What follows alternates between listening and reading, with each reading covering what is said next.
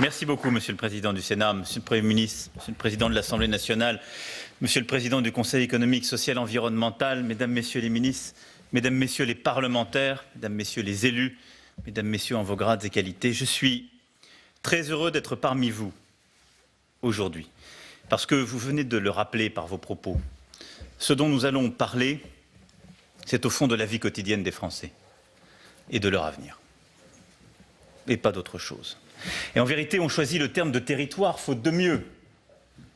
Les Français parlent assez peu de territoire. C'est un mot dont nous parlons. Mais les Français parlent de leur campagne, de leur montagne, de leur forêt, de la mer, de leur ville, de leur village, de leur plaine, de leur banlieue, de la diversité qui fait leur quotidien. Et c'est au fond le cœur du sujet qui nous est ainsi posé. Nous sommes dans un pays qui s'est construit par la norme, par la langue, par l'État, par l'impôt, il faut bien le dire, aussi, son administration, et dont les grands vecteurs, en quelque sorte, d'homogénéité ont été imposés d'en haut. Or, notre pays est fait de géographies multiples. Nous restons éminemment un pays de terroirs et de géographes. Et dans une mondialisation qui tente à tout homogénéiser, l'attachement de nos concitoyens à leur quotidien, à la réalité de leur territoire, est encore plus grande chaque jour. Et le défi qui est le nôtre, il n'est pas d'aujourd'hui, mais il est chaque jour un peu plus fort, c'est de conjuguer l'unité de la République, qui nous a faite, cette mondialisation qui parfois bouscule des grands équilibres et dans laquelle nous avons à avancer, et la diversité de ces territoires qui est constitutif de nos identités et de notre identité profonde. Et c'est tout le défi qui est le nôtre. Parce que cette pluralité de situations, nos concitoyens la vivent dans leur quotidien. Et ils n'ont pas le même quotidien selon qu'ils habitent un territoire très rural, une banlieue métropolitaine, une ville moyenne de province, ou qu'ils soient dans un territoire ultramarin ou une zone de montagne. Et nous le savons bien. Et les tentations des extrêmes que vous avez réévoquées sont alimentées par le sentiment, chaque jour documenté, il faut bien le dire, que notre approche est monolithique, unilatérale, univoque. Et au principe d'égalité sur lequel notre République s'est construite, nous devons bien aujourd'hui considérer en quelque sorte une forme d'attention toute particulière à une égalité des chances des territoires. Car l'égalité qui crée de l'uniformité n'assure plus l'égalité des chances sur la totalité de notre territoire aujourd'hui. C'est cette sensibilité qui nourrit les inquiétudes, les incertitudes, que je sais nombreuses, que cette conférence nationale des territoires, et c'est mon souhait profond que notre action collective dans les prochaines années doit permettre de résoudre. Cette sensibilité territoriale, c'est justement cette faculté d'écouter les millions de voix qui chaque jour s'expriment partout, en métropole et en outre-mer, cette démocratie vivante et exigeante qui tisse ce commun. Et je veux rendre ici un hommage aux fonctionnaires de l'État et des collectivités territoriales, ainsi qu'aux acteurs locaux, sans qui rien ne serait possible à ce titre. Et je veux aussi remercier tout particulièrement, vous l'avez rappelé dans votre propos liminaire, les élus locaux, parce qu'ils ont, pour une très large majorité d'entre eux, une activité quasi bénévole, et pour la totalité d'entre eux, décidé de consacrer une partie significative de leur vie à l'intérêt général, sans compter leurs heures, quand il s'agit d'écouter, d'agir, de retisser ce lien, en prenant des risques. Et là-dessus, vous l'avez rappelé, je souhaite en effet que nous puissions faire aboutir cette réflexion déjà commencée sur le statut de l'élu local et en particulier les critères de responsabilité pour pouvoir répondre à ce qui fait aujourd'hui le quotidien de ces élus. Si nous sommes ensemble aujourd'hui, ce n'est pas pour ajuster une nouvelle fois les lois de décentralisation aux réalités contemporaines ou pour chercher à expliquer aux Français, en quelque sorte, que leur vie devrait se plier à nos organisations administratives et institutionnelles. Ça fait trop longtemps qu'on raisonne ainsi. Je crois d'ailleurs que nos concitoyens n'en voient plus le bout. Nous-mêmes, Nous sommes confrontés à l'insatisfaction, en quelque sorte, de ce travail sans fin, en tout cas à portée de vue. Et à ce titre, la philosophie qui sous-tend ces conférences nationales des territoires, c'est bien plutôt de refonder le rôle de l'État et des collectivités territoriales dans la vie quotidienne des Françaises et des Français et d'adapter ce rôle aux transitions que notre pays doit affronter. Et pour ce faire, il faut repenser en profondeur l'interaction entre l'État et les dites collectivités. Nous connaissons parfaitement les analyses et nous les partageons. Mais ce que nous installons aujourd'hui avec cette conférence, c'est une instance d'échange, de concertation et de décision. Cette conférence, elle se réunira tous les 6 mois sous la présidence du Premier ministre. Elle est composée de membres du gouvernement, de représentants des collectivités territoriales, des présidents des organismes de concertation existants et de représentants du Parlement. Elle se saisira d'un certain nombre de thèmes transversaux ou territoriaux qui seront traités dans la durée. Elle ne doit en aucun cas conduire à recentraliser des sujets qui relèvent du dialogue quotidien entre les représentants de l'État et les collectivités dans les territoires. Mais de ces négociations émergera un pacte de confiance entre l'État et les territoires définissant pour les 5 prochaines années les engagements respectifs que nous devons prendre. Au cœur de ce projet, je place notre volonté que chaque réforme, chaque plan, chaque démarche initiée par le gouvernement pour mettre en œuvre des politiques publiques dont la responsabilité est partagée entre l'État et les territoires associe en amont les collectivités territoriales concernées.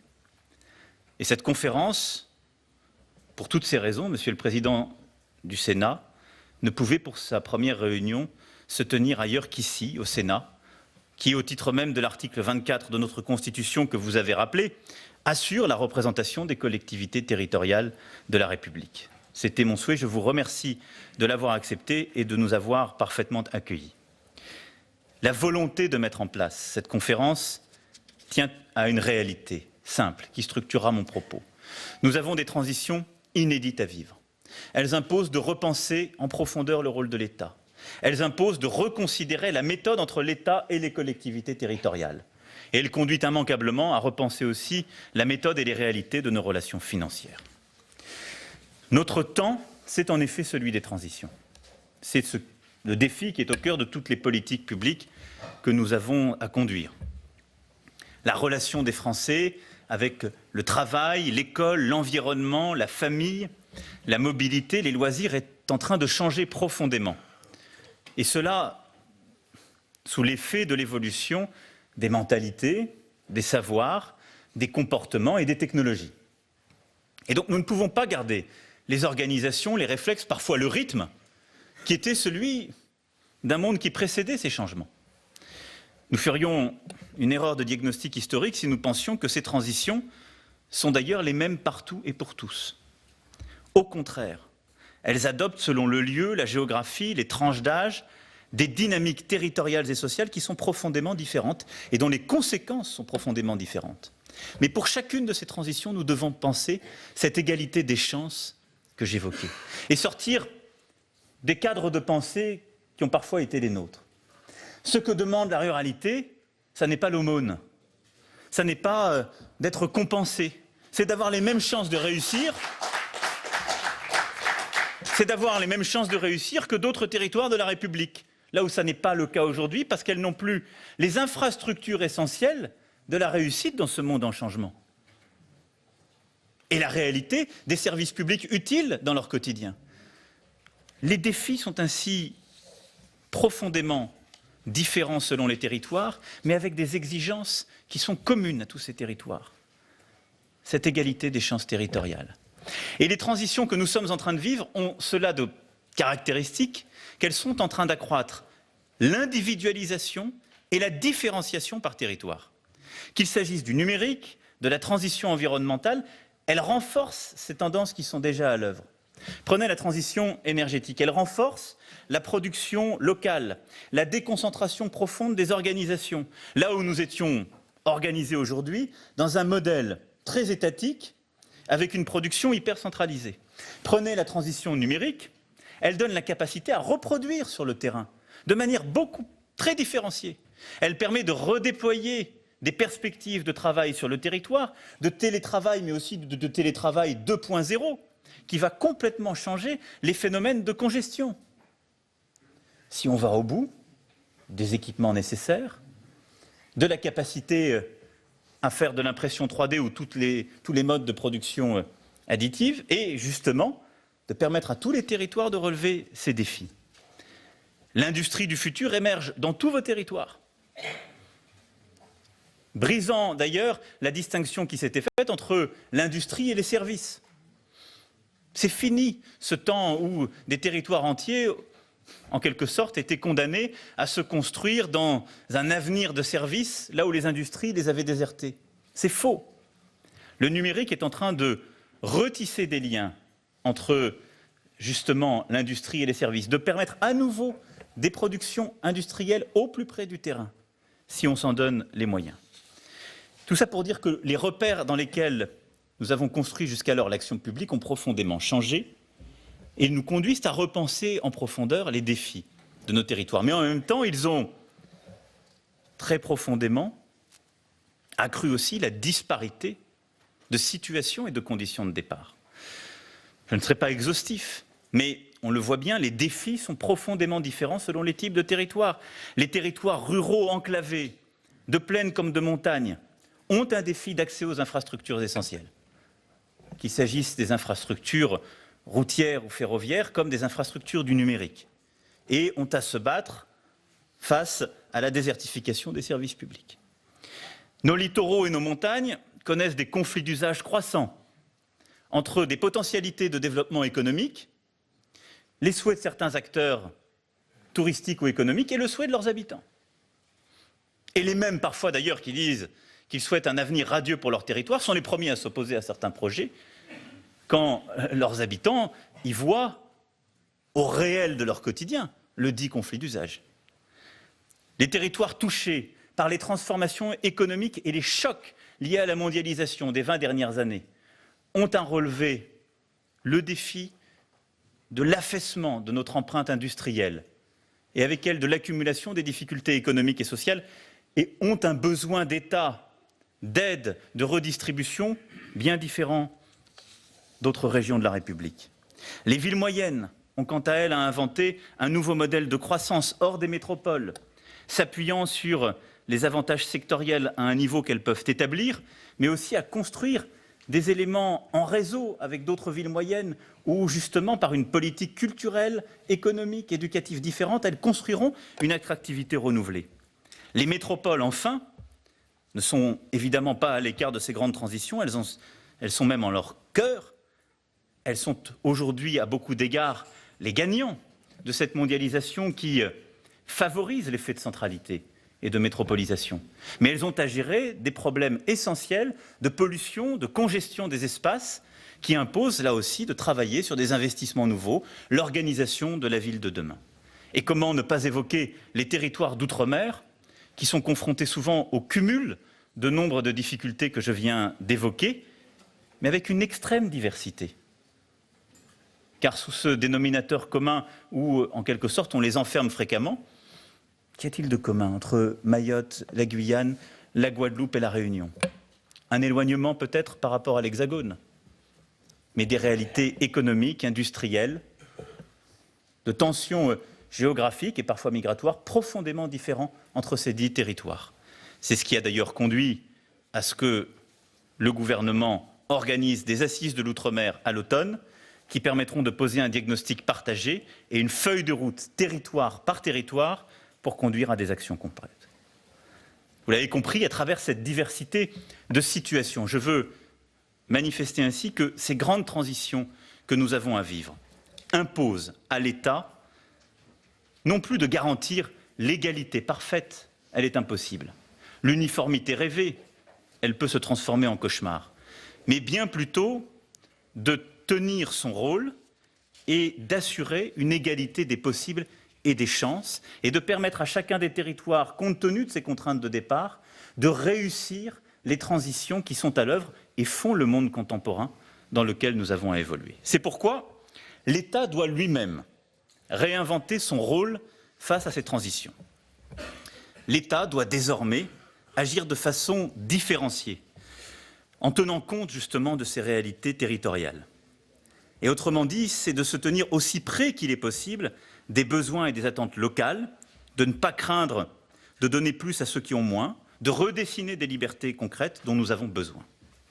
C'est d'ailleurs pourquoi, dès les premiers mois de mon mandat, j'ai souhaité que nous puissions, avec pragmatisme, revisiter plusieurs politiques publiques afin d'y injecter davantage de liberté pour les territoires, en laissant aux collectivités locales la liberté de définir les rythmes scolaires pertinents dans leur territoire et en investissant dans l'école avec le dédoublement des classes de CP et CE1 en zone REP et REP+, réforme qui se déploiera pour une large partie dès cette rentrée.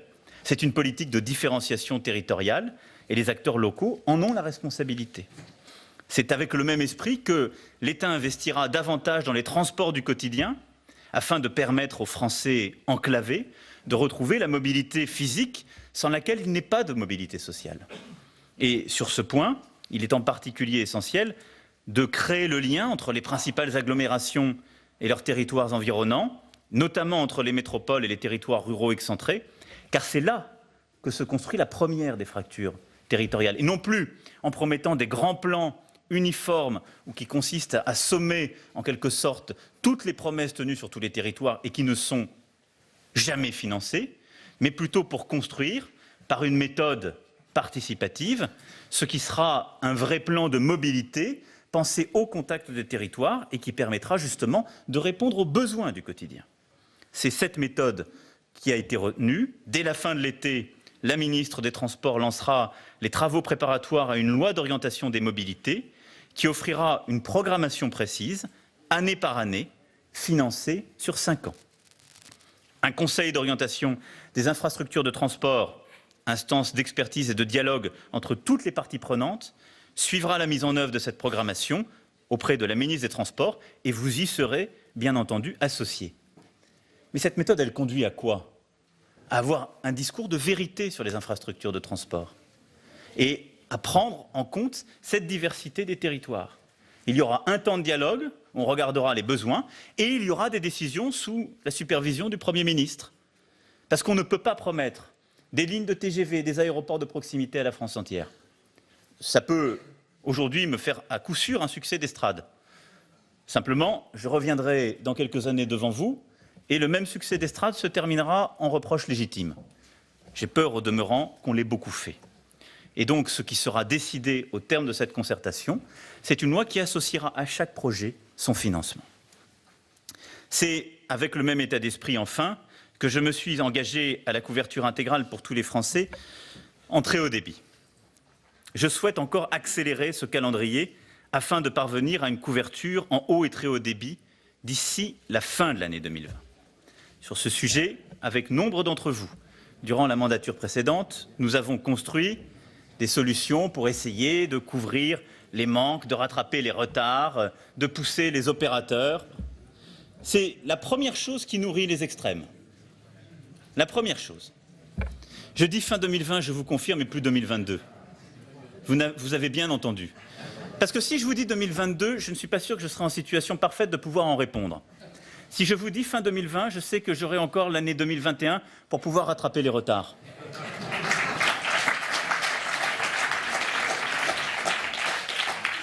Mais parce que nous avons appris collectivement avec le temps.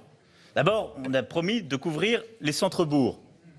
Rapidement, on s'est aperçu que la couverture du centre-bourg ne valait pas couverture de la commune. Grâce d'ailleurs en particulier au Sénat, je m'en souviens, les amendements ont été pris qui ont permis de déployer des antennes relais et donc de conduire les opérateurs à avoir des contraintes supplémentaires. Est-ce encore suffisant? Pas totalement. Les déploiements ne sont pas assez rapides. Les opérateurs aujourd'hui rechignent encore dans les endroits qui sont les moins rentables. Nous devons donc, d'ici à la fin de l'année, prendre des dispositions nouvelles d'incitation et de contrainte à l'égard des opérateurs de téléphonie.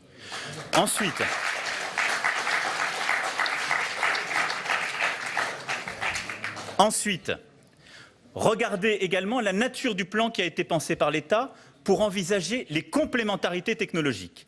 Il est impossible de tenir la promesse de tirer de la fibre dans tous les logements de la République. Ça n'est pas vrai. Cette promesse est intenable technologiquement et financièrement. Par contre, nous devons et nous pouvons jouer sur les complémentarités entre la fibre et le mobile, et en particulier l'Internet mobile. Nous pouvons déployer des cellules dites cellules femto, et nous pouvons jouer sur la complémentarité avec le déploiement satellite, qui est au cœur d'ailleurs de la stratégie de l'État en la matière.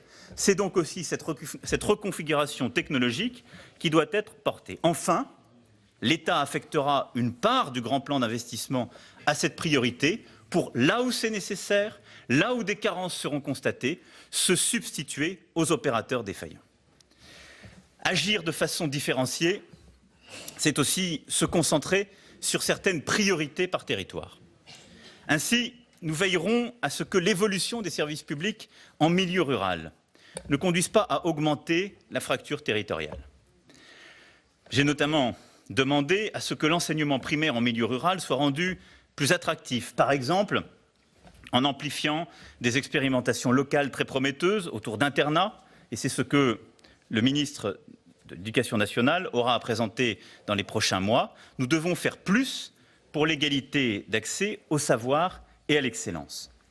De même, je me suis engagé, et nous le ferons, à doubler le nombre de maisons de santé dans les territoires ruraux pour garantir l'accès aux soins, et nous travaillerons là à la mise en place d'une stratégie territoriale d'accès aux soins permettant de garantir une accessibilité renforcée par des moyens novateurs. Je pense notamment au déploiement de la télémédecine. Madame la ministre des Solidarités et de la Santé sera tout particulièrement en charge de ce projet, en même temps que les réformes structurelles, mais qui prendront du temps, seront prises pour rouvrir les numerus clausus qui ont construit, on le sait bien, cette rareté aujourd'hui du personnel médical sur les territoires. En matière d'école et de santé, je ne souhaite pas qu'on revienne en arrière ou qu'on reconstruise ce qui a parfois été détricoté. Je souhaite aller à la fois vers plus d'innovation et proposer une évaluation partagée des besoins. Cette évaluation doit être conduite d'ici à la fin de l'année, afin de construire un plan d'action conjoint entre l'État et les territoires. Ce qui est sûr, c'est que les territoires, en particulier les plus ruraux, ne peuvent plus être la variable d'ajustement d'économie. C'est pourquoi, d'ici là, en particulier, il n'y aura plus de fermeture de classes dans les écoles primaires.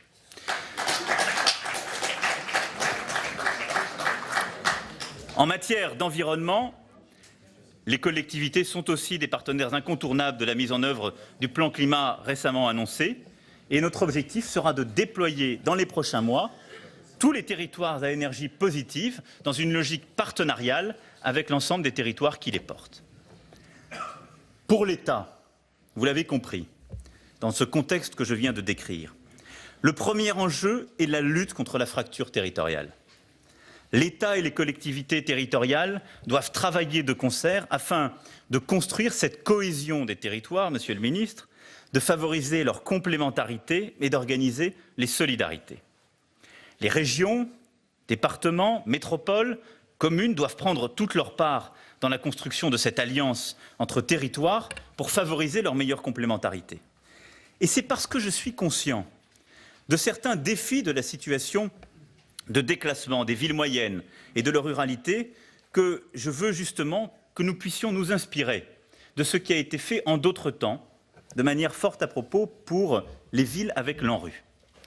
Cette idée a été portée par d'autres que moi, en particulier dans les temps récents de campagne, et je pense que c'est une bonne idée de considérer l'opportunité d'une agence nationale de la cohésion des territoires. Cette agence, elle aura vocation à travailler en lien direct avec les régions, parce qu'il ne s'agit pas de recentraliser ce qui a été donné à certaines collectivités. Et donc, ça doit être une agence, là aussi, d'un type nouveau, qui travaille en lien direct avec les régions, qui pense l'appui, en particulier en ingénierie publique, indispensable dans le rural et dans les territoires les plus périphériques, et qui créer une logique de guichet unique et de simplification de projets pour les territoires ruraux, les villes moyennes en difficulté. Cette agence, elle aura vocation à simplifier pour l'ensemble de celles et ceux élus ou porteurs de projets sur le territoire qui veulent conduire à bien ces projets et qui se trouvent confrontés aujourd'hui à notre propre complexité administrative, à la multiplication des guichets, parfois, il faut bien le dire, à nos propres incohérences. Je souhaite donc, en lien direct avec vous et sous l'autorité du Premier ministre, une réflexion très précise soit conduite pour que cette agence voie le jour, qui permettra de répondre de manière très efficace et en lien direct avec le ministre de la Cohésion territoriale et sous son autorité, à ces défis. Nous avons besoin d'une logique d'agence parce que c'est une logique de projet que porte aujourd'hui cette France rurale, cette France des villes moyennes qui veut réussir et pour qui la lenteur et la complexité est presque encore plus insoutenable que pour les grandes villes et les métropoles. Pour les villes moyennes, la priorité est de redonner vie au centre-ville. Je souhaite à ce titre que le gouvernement engage une action renforcée et transversale pour relancer l'emploi, le commerce, le logement et remettre des centres-villes au cœur de leur territoire. Pour cela, il faut instituer une politique globale d'intervention en lien avec la région. Les financements dont l'État dispose sont aujourd'hui trop émiettés, ont fait l'objet, on le sait bien, de coupes successives.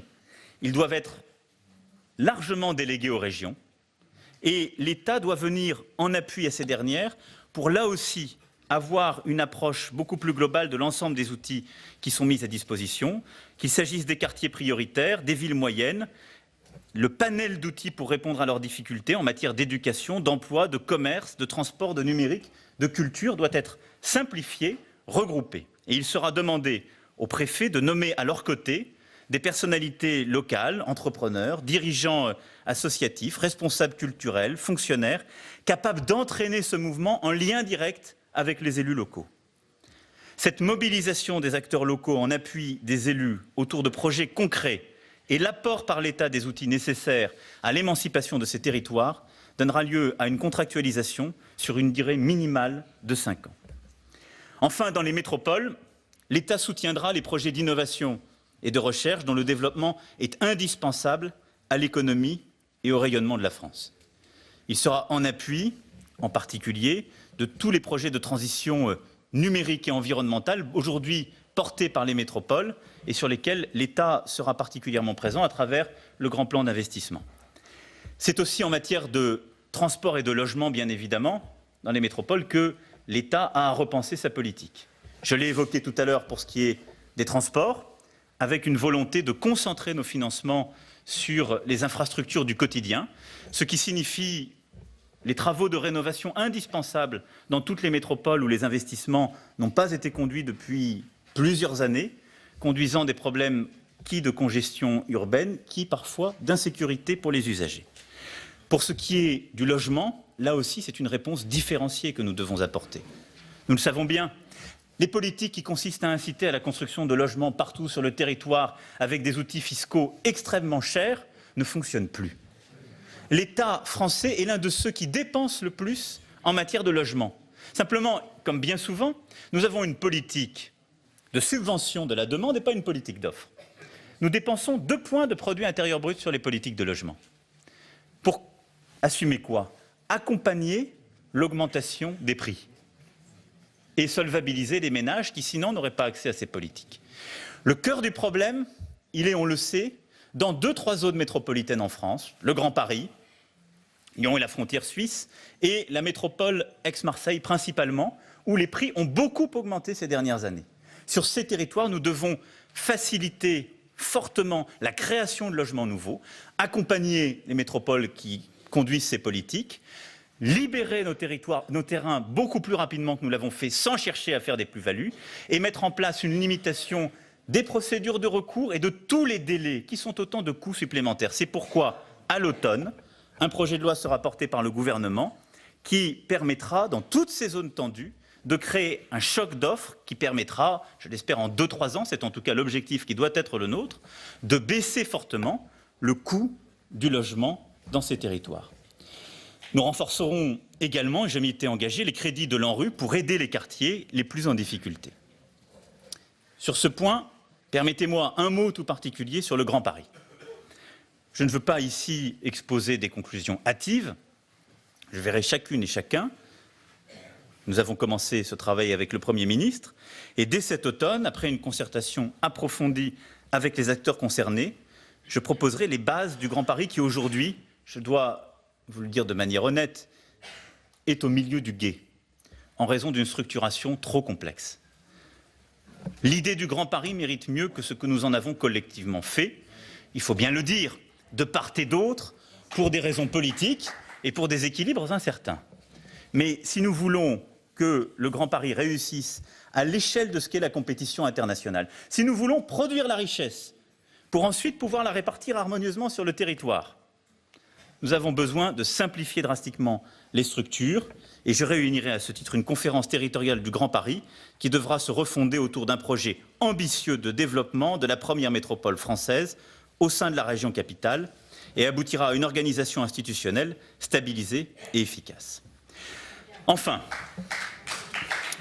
pour ce qui est du rôle de l'État, vous l'avez évoqué, je souhaite que nous renforcions la déconcentration et que nous donnions aux représentants locaux de l'État plus de marge de manœuvre, notamment en matière budgétaire et de ressources humaines, mais aussi dans le dialogue quotidien avec les collectivités territoriales pour adapter les politiques de l'État aux besoins des territoires et à ceux de nos concitoyens.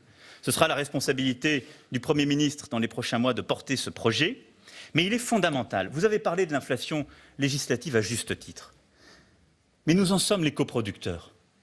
Pourquoi? J'ai, dans une vie antérieure, été ministre. Combien d'entre vous font passer au ministre du gouvernement tel ou tel mot de manière totalement justifiée et à bon escient, parce qu'un problème local n'est pas réglé par le préfet. Et on porte un amendement législatif pour régler le problème dans tel département, parce qu'il n'y a pas d'autre voie que d'aller la régler avec le ministre, créant ainsi 6 mois plus tard le même problème, mais à l'envers, dans le département voisin, qui conduira à un amendement à peu près symétrique, revenant sur le premier, d'un autre élu tout aussi bien inspiré. Cette chorégraphie qui conduit à un balbutiement certain, nous la connaissons par cœur, parce que nous avons progressivement dépossédé les fonctionnaires de terrain du pouvoir légitime qui doit être le leur. Parce que nous avons dépossédé les préfets, les services sur le terrain, de ce pouvoir d'appréciation, de dialogue avec les élus locaux. Et quand on ne modifie pas la norme, ce sont alors des délais. Combien, en instruisant un dossier que vous leur avez donné, vous dites « je le remonte à Paris, ça va prendre 6 mois ».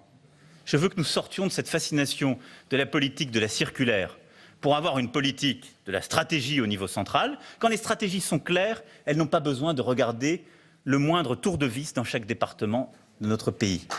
Et ensuite, il doit y avoir un contrôle a posteriori, légitime, capacité d'appel.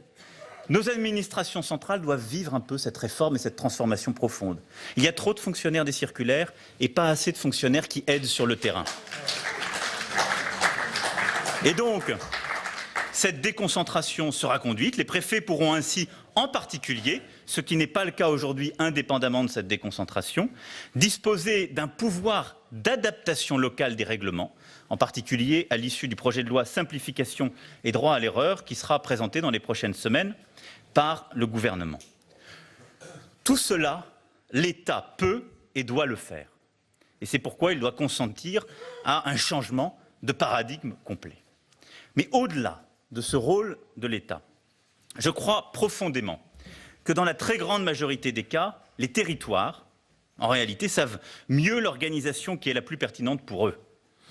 Il faut donc construire ce pacte girondin que j'évoquais il y a quelques semaines, qui, sans briser l'unité nationale, redonnera aux territoires les moyens d'agir dans une responsabilité partagée.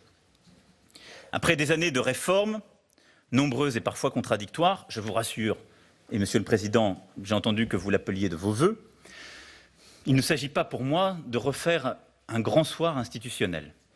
Nous perdrions du temps, de l'énergie, et j'ai peur qu'en la matière d'ailleurs, le schéma parfait n'existe pas vraiment. Cela signifie qu'il n'y aura donc pas de nouvelles grandes réformes des institutions ou des collectivités, des niveaux de collectivités, mais je suis ouvert aux adaptations législatives qui permettront de corriger les éléments d'aberration qui remontent du terrain. Sur l'eau, je vous ai entendu. Sur les transports scolaires, j'ai cru entendre certains d'entre vous. Sur tous ces sujets, nous procéderons de manière pragmatique aux adaptations nécessaires. Par contre, je souhaite que nous puissions, à partir de logiques de terrain, procéder à des réorganisations nécessaires. La réforme conduite a permis de clarifier des niveaux de compétences. C'est un fait. Elle a recomposé des territoires et une cartographie que vous connaissez parfaitement. Mais elle n'est pas allée au bout des éléments de simplification qui sont pourtant nécessaires si nous voulons avoir une action publique plus rapide et moins coûteuse. Là encore, je souhaite que nous puissions ensemble simplifier les choses. L'État prendra ses responsabilités en rationalisant les services et les agences déconcentrées pour accroître l'efficacité de son action. Et je souhaite que l'ensemble des collectivités puissent faire de même. Là où des collectivités territoriales le souhaiteront, et si les regroupements sont conformes à l'intérêt général, nous les accompagnerons. Nous n'imposerons pas, mais nous offrirons des libertés. Je pense notamment à la création, si c'est souhaité, de communes nouvelles, aux regroupements qui sont portés par les collectivités, aux volontés de rapprochement de certains départements s'ils sont souhaités par ces derniers, avec cette conviction, c'est que quand la logique est portée par les territoires et qu'elle correspond à la simplification de l'organisation territoriale, aux dynamiques de bassins de vie, d'emploi ou bassins économiques, elle est pertinente.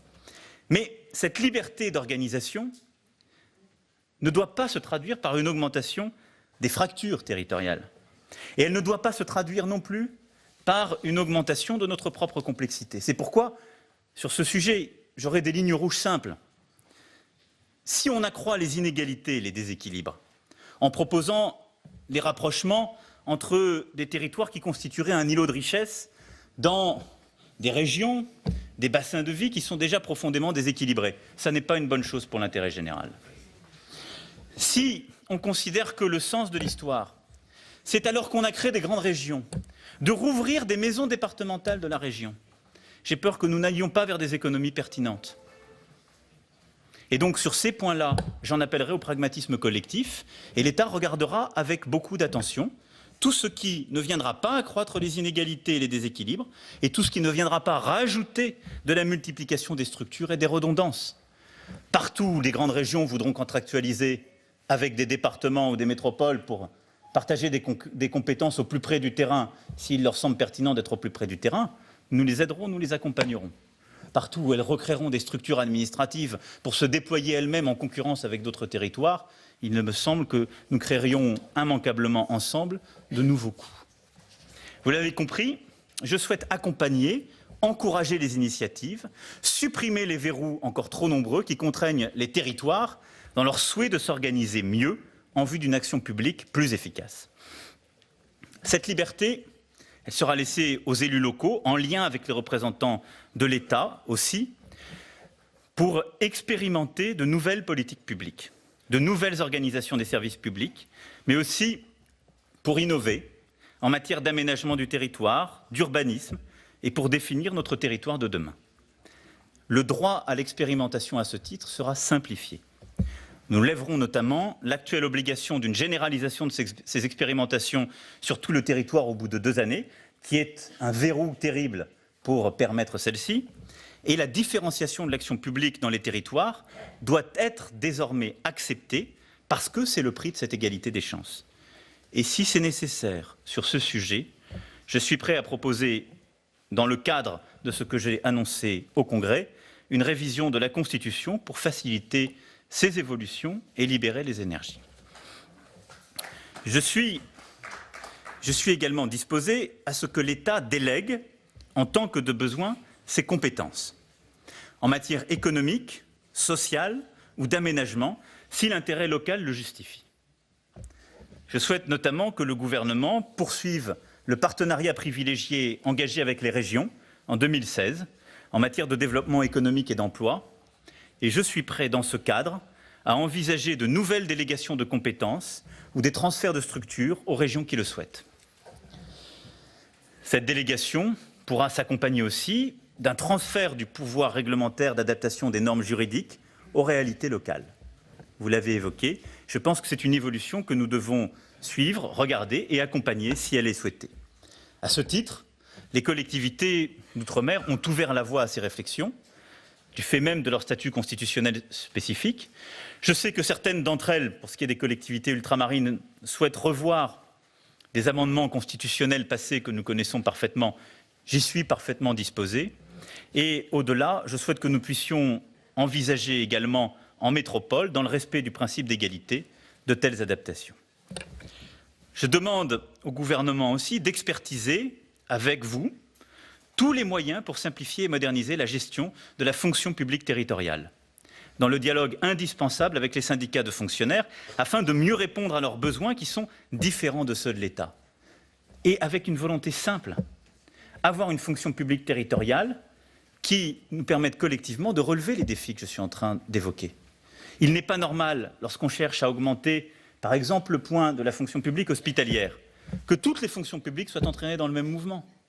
Nous devons avoir une gestion différenciée des fonctions publiques parce que leur réalité est différente, parce que les contraintes de gestion qu'on fait ensuite peser de manière mécanique sur les collectivités locales sont insoutenables. Il faudra également que toutes nos responsabilités soient prises en la matière. Je connais par cœur la chorégraphie de dupes qui existe entre nous sur ce sujet. Quelqu'un doit prendre la responsabilité de dire la vérité.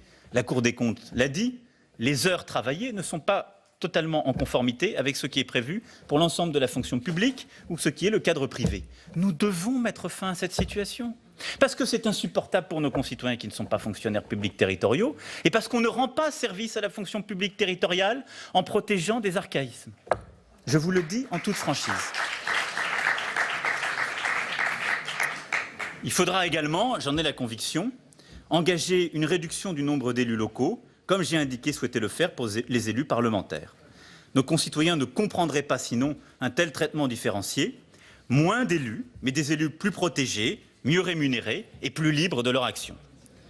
Enfin, l'État doit se garder, vous l'avez dit, Monsieur le Président du Sénat, de l'inflation des normes.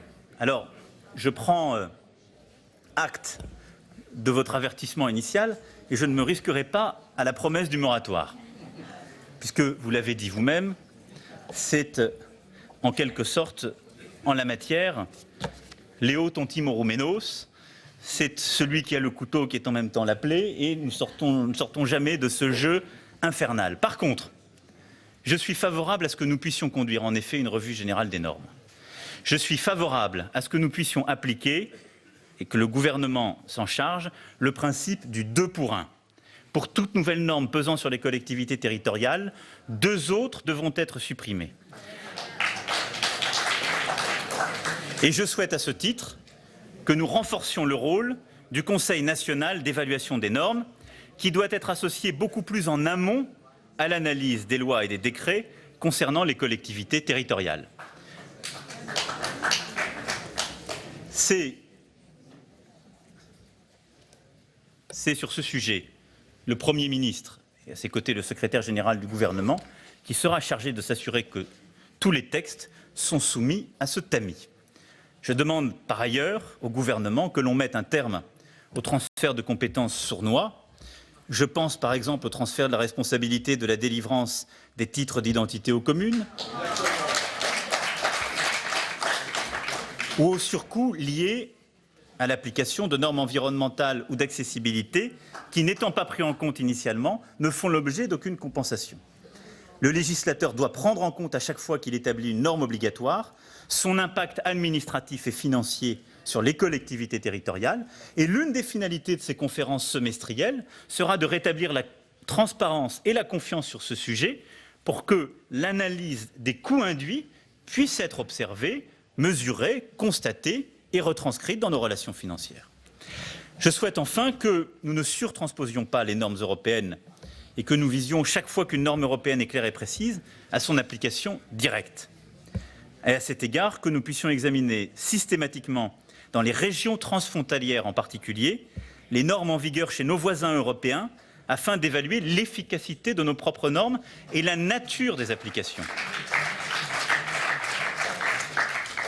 Vous l'avez compris, la liberté que j'entends redonner au territoire, celle de s'organiser, de fonctionner, elle est inséparable de la confiance mutuelle que nous devons nous faire. Et elle repose aussi sur une responsabilité partagée qu'impose la situation financière du pays. Et c'est là-dessus que je souhaite terminer mon propos sur cette responsabilité financière partagée. Tout ce que je viens d'évoquer, ce sont des libertés nouvelles qui vous seront données, une capacité à vous organiser différemment, à trouver des latitudes et donc aussi des organisations, des économies plus intelligentes. Mais il faut que nous disions les choses là aussi en vérité. Nous partageons la même responsabilité vis-à-vis de nos partenaires européens comme de nos concitoyens, celle de la soutenabilité de nos finances publiques. Il en va ainsi de la part gouvernementale, sociale et locale de cette dépense. Or, nous le savons, le niveau de nos dépenses publiques est trop élevé, le niveau de nos prélèvements obligatoires l'est tout autant, et donc nous devons procéder à une double désintoxication. À ce titre, cela n'empêche pas de préparer l'avenir. C'est pourquoi la stratégie que le Premier ministre a exposée il y a quelques semaines, d'économies substantielles en matière de fonctionnement, s'accompagnera aussi d'un plan d'investissement qui permettra, sur les priorités, d'investir, et en particulier avec 10 milliards d'euros du grand plan d'investissement que nous lancerons à l'automne, qui seront consacrés au soutien à vos projets. Et avec aussi la volonté de mobiliser davantage les crédits de la Banque européenne d'investissement dans le cadre des projets portés par les territoires. Mais nous avons besoin de partager cette contrainte. Alors, quelle est-elle? Le Premier ministre l'a évoqué ce matin. L'État doit faire des économies substantielles pour baisser, durant ce quinquennat, de 3 points de produit intérieur brut la dépense publique. C'est l'engagement pris. Nous serions encore au-dessus de la moyenne de la zone euro. Mais c'est un engagement qui me semble soutenable et qui, en tout cas, est celui qui nous permet de retrouver de la souveraineté financière. Ce qui, compte tenu justement de nos parts réciproques, conduirait les collectivités territoriales à participer à la baisse du déficit des administrations publiques à hauteur de 13 milliards d'euros sur le quinquennat. C'est plus élevé que ce que nous avions anticipé, parce que la situation trouvée était plus dégradée que ce que nous pensions, mais c'est une part qui correspond à la part des collectivités territoriales dans l'ensemble de la dépense publique. Pour permettre cette amélioration du solde des administrations publiques, nous ne procéderons pas par baisse brutale de dotation. Je m'y étais engagé. Mais c'est un pari que nous faisons ensemble. Et comme disait le philosophe Lévinas, la confiance, c'est le problème de l'autre. Moi, je vous fais confiance. La logique budgétaire, c'est de couper les dotations en 2018. Nous ne le ferons pas. Mais avec un pari, c'est que les collectivités locales, dans toutes leurs composantes, sauront prendre pour 2018 la part de ce qui leur revient, en baisse de dépenses de fonctionnement et d'investissement bien comprises, sans que nous ayons à passer par les dotations, considérant que la dotation, c'est justement ce qui donne de la visibilité, ce qui permet d'accompagner les changements intelligents, ce qui permet d'avoir de la visibilité et de l'efficacité. Mais ça suppose que, utilisant tous les leviers que je viens d'évoquer, de suppression de niveaux inutiles de collectivité, de flexibilité nouvelle en termes réglementaires, en termes de fonction publique territoriale, vous puissiez produire des économies intelligentes à votre main. Mais moi, je veux sortir de ce jeu de dupes qui nous unit dans une espèce de tango infernal qui nous mènera ensemble au sinistre. Par contre, celles et ceux qui ne joueront pas le jeu, il y aura un mécanisme de correction l'année d'après. Je vous le dis tout de suite. Parce que sinon, c'est un jeu qui favorise le passager clandestin. Mais je crois à la logique de confiance. Je crois donc à la capacité que nous avons à procéder à ces économies intelligentes. Alors ensuite, je ne mésestime pas les points importants et structurants de la dépense publique qui sont aujourd'hui devenus insoutenables et créent des déséquilibres profonds. Le premier, le financement des allocations individuelles de solidarité, qui pèse aujourd'hui sur les départements de manière inégale et met certains en situation de forte tension financière. Je pense notamment au financement du RSA, qui atteint aujourd'hui ses limites. Il y a une alternative sur ce sujet qui s'offre à nous. Soit une recentralisation du financement, avec justement la reprise en main par l'État, soit une amélioration de la compensation, avec tout un débat que vous avez déjà eu par le passé sur l'année de référence, mais avec immanquablement aussi le renforcement de la péréquation horizontale. Je souhaite que ce sujet dans le cadre de ces conférences, soit débattue. Ma préférence, je vous le dis tout de go, irait plutôt à la première option. Pourquoi? Parce que je considère que le RSA doit relever d'un continuum des politiques d'emploi, quitte ensuite à conventionner avec des régions qui souhaiteraient avoir cette politique d'emploi. Mais je pense que sortir le RSA de la cohérence des politiques d'emploi n'est pas la logique dans laquelle nous nous inscrivons plus largement. Mais je souhaite que vous ayez ce débat à plein et que vos travaux puissent trancher d'ici le printemps prochain pour que le PLF 2019 reflète les décisions prises. D'ici là, les situations d'urgence pour certains départements seront bien évidemment prises en compte par le gouvernement. Deuxième point sur ce sujet, des finances locales, c'est évidemment, vous l'avez évoqué, Monsieur le Président du Sénat, la taxe d'habitation. Là aussi, disons-nous les choses. La taxe d'habitation est-elle un bon impôt? Non. C'est un impôt qui ne regarde pas les capacités contributives des citoyens, pas parce qu'il est local ou pas local, il est comme ça. Il ne regarde pas la capacité contributive de nos citoyens, il est donc injuste socialement plus que tous les autres, et il est injuste territorialement parce qu'il se trouve qu'il est plus élevé dans les villes périphériques ou les centres-bourgs de province que dans les grandes villes. C'est la vérité qui est ainsi mesurée, je vous invite à tous le constater. Donc il accroît l'injustice sociale et territoriale que j'évoquais tout à l'heure. Donc ça n'est pas un bon impôt. Et ça, c'est pas parce qu'il est territorial, on ne va pas se mettre à faire en quelque sorte camp contre camp sur les impôts. Là, il y a une chose qui devrait nous rassembler, c'est chercher quand même à les baisser collectivement en faisant de la dépense plus intelligente. Par contre, donc cet impôt n'est pas bon. Ensuite, j'entends votre argument qui consiste à me dire c'est bon d'avoir un impôt qui reste en contact avec le citoyen. Oui, enfin j'ai une mauvaise nouvelle pour vous. Ça fait bien des années que cet impôt, pour une part non négligeable de notre population, ce lien n'existe plus. C'est aussi la vérité, qui d'ailleurs accroît la visibilité pour les communes les plus en difficulté, qui concentre les difficultés et les populations les plus pauvres, qui a affaibli ce lien. Donc, maladie au carré, si je puis dire. Alors, j'entends la promesse de revoir les valeurs locatives cadastrales. J'ai peur que certains l'aient déjà essayé. Pour être honnête avec vous, j'ai cru comprendre que cette réforme était portée depuis une quarantaine d'années, que même peut-être certains d'entre vous dans cette salle s'étaient essayés à la voter, avaient commencé à faire les simulations et s'étaient aperçus qu'il y avait un tiers des communes qui y perdaient et avaient donc préféré ne pas l'appliquer. C'est la vérité. Donc, je vous propose qu'on gagne collectivement du temps en n'essayant pas de refaire des batailles qui ont déjà été conduites, déjà perdues et qui objectivement ne permettent pas de répondre aux défis de nos concitoyens. Donc, à court terme, dès la rentrée prochaine, il y aura en tranches successives, une suppression pour 80%, comme je m'y suis engagé, de la taxe d'habitation pour nos concitoyens sur 3 ans, avec un mécanisme d'exonération qui permet la compensation financière pour les collectivités sans leur faire perdre la liberté de taux. Ce sera fait progressivement. Ces conférences permettront d'ailleurs de partager l'information financière tous les 6 mois et de bien s'assurer que les évolutions dans cette période de la base et donc les habitants nouveaux que vous auriez sont bien compensés dans la dite évolution, puisque je suis conscient de vos craintes légitimes sur le sujet, instruits par le passé. Mon souhait, c'est que nous allions plus loin. Parce que oui, un impôt qui serait in fine payé par 20% de la population, ce n'est pas un bon impôt. Mais je ne souhaite pas, en quelque sorte, comme on l'a fait depuis des décennies, renvoyer à nos concitoyens la charge de la preuve. Je nous la renvoie à nous. Donc en même temps que nous ferons ça, et ce dès maintenant, je souhaite que nous ouvrions, dans le cadre d'une commission de travail qui doit vous associer, et pas être une commission simplement administrative. Une réflexion profonde de la refonte de la fiscalité locale, et en particulier en substitution de la taxe d'habitation.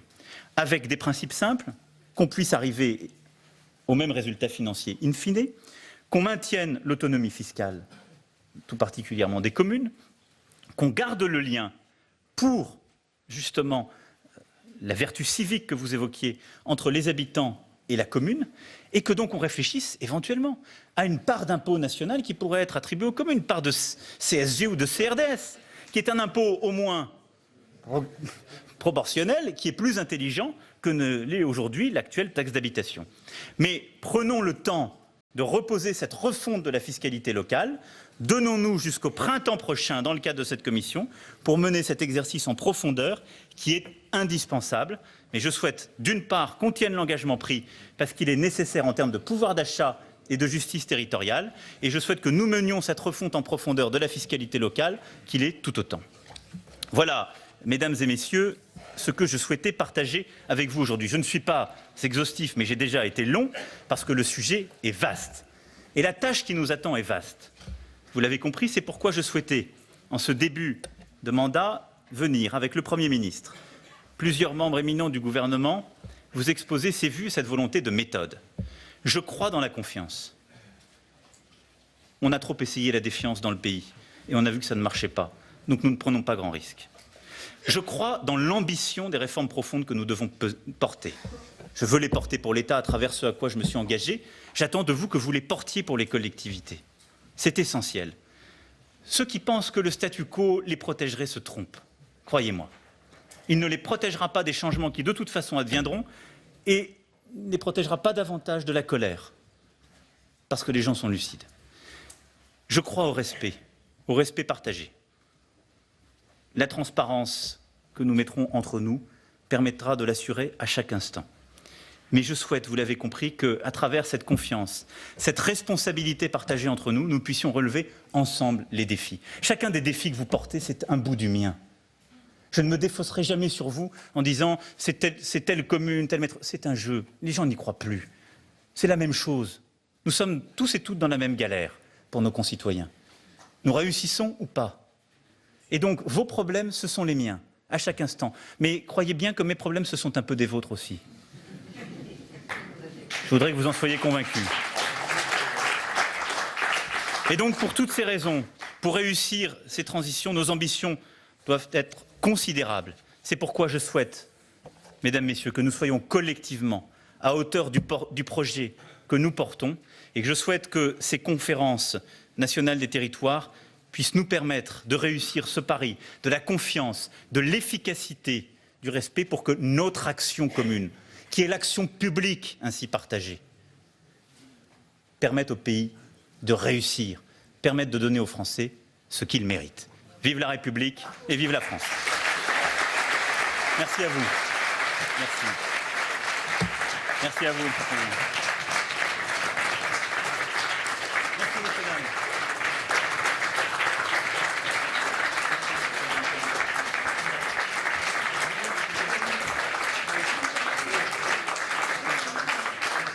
Pour cette allocution du président de la République Emmanuel Macron devant les représentants des collectivités locales. Le président qui va maintenant quitter la salle après avoir salué les ministres présents pour cette première conférence nationale des territoires. On va évidemment revenir sur ce discours. J'accueille sur le plateau pour en